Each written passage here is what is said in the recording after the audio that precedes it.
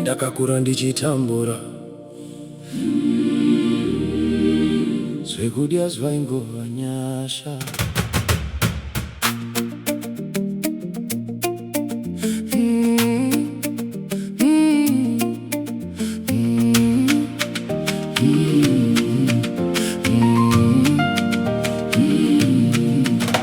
Ndakakura ndiri murombo chaiye, chikoro kugumira panzira, zvekudya zvaingova nyasha, upenyu hwese kurwadza.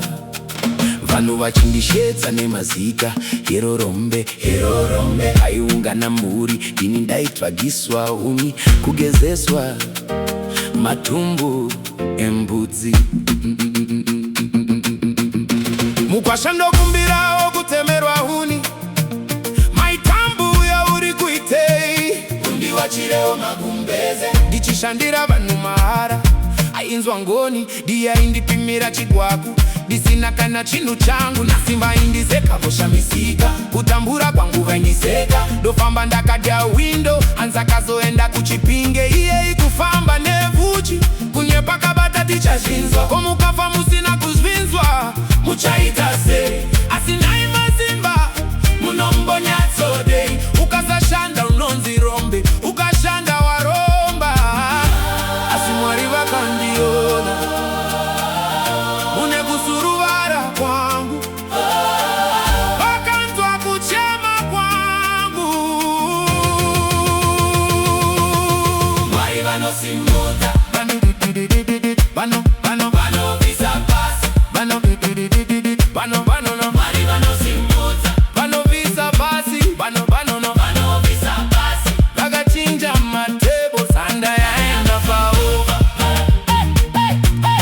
Vanovisa pasi, Mwari vanosimudza, vanoita, vanovisa pasi, vanoita.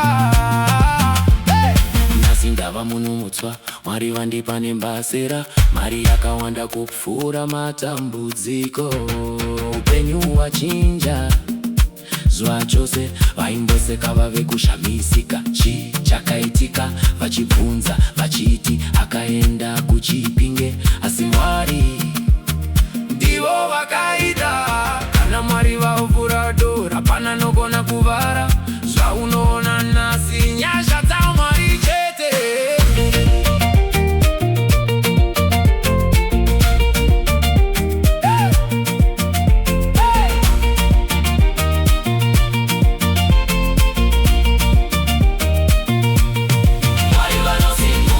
Vanovisa